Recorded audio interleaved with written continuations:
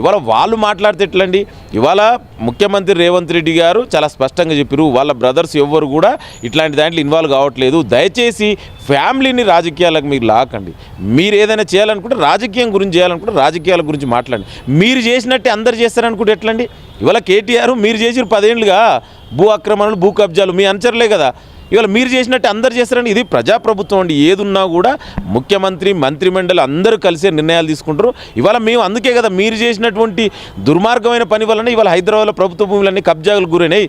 దాన్ని ఇవాళ హైడ్రా పేరు మీద మళ్ళీ మేము చెరువులని, ప్రభుత్వ భూములని, శిఖం భూములని, నాలాన్ని రక్షించాలని చూస్తున్నాం. పర్యావరణాన్ని కాపాడాలనేది మేము. పర్యావరణాన్ని భక్షించింది మీరు.